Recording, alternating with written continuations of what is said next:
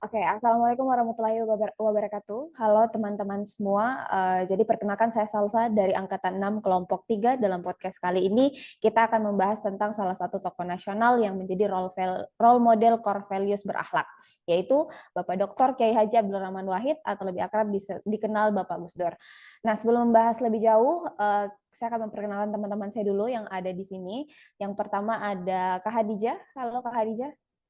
Halo, Ada Kak Aisyah, halo, Kak Sandra, halo.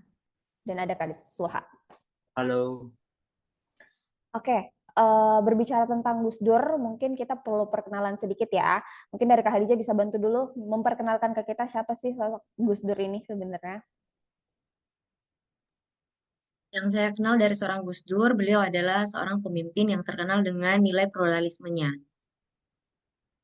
Oke, oke. Jadi memang Pak Gus Dur ini sudah cukup terkenal ya karena memang mantan presiden juga. Nah, kali ini kita akan membedah sosok beliau dari core values berakhlak. Mungkin teman-teman di sini tahu kan ya core values berakhlak itu apa? Mungkin Kak Aisyah bisa bantu remind sedikit.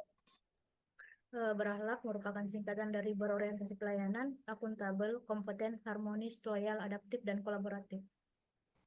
Oke, jadi memang berakhlak ini terdiri dari beberapa nilai dan menurut teman-teman nih dari sikap Bapak Gus Dur apa sih yang mencerminkan core values? Mungkin bisa dimulai dari Kak Aisyah dulu. Silakan Gus Kak Dur, Aisyah. Gus Dur merupakan sosok yang memperjuangkan pelayanan terbaik untuk memenuhi hak rakyat.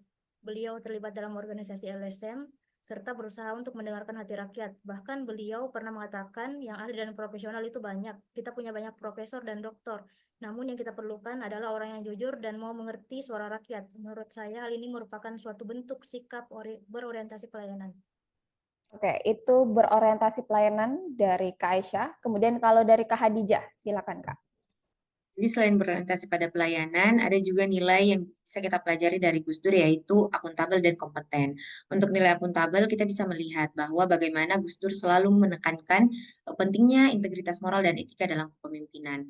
Dalam banyak kesempatannya, Gus Dur selalu memposisikan dirinya sebagai seorang anti korupsi. Tapi tidak hanya dari ucapan saja, beliau membuktikan dari tindakan-tindakan konkret yang ia lakukan selama menjabat sebagai pemimpin bangsa.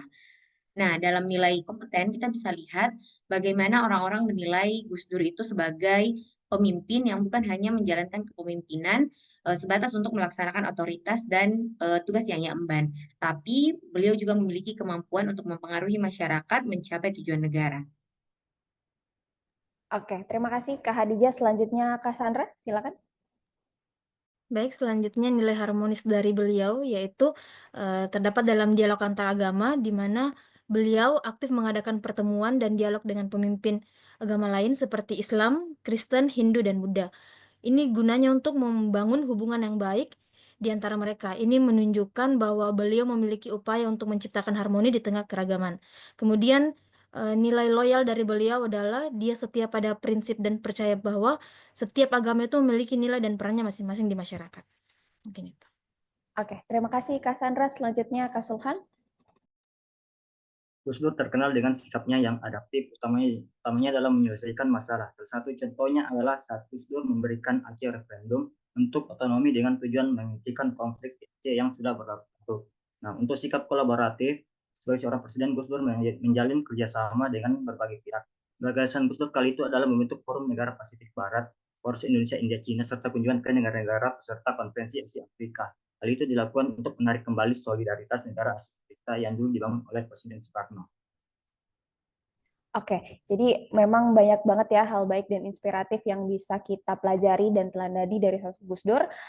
Jadi sebagai kesimpulan, sikap Gus Dur memang mencerminkan core values berakhlak ASN. Ia mengutamakan kepentingan rakyat, menunjukkan tanggung jawab dan transparansi, serta menciptakan kerukunan antar umat.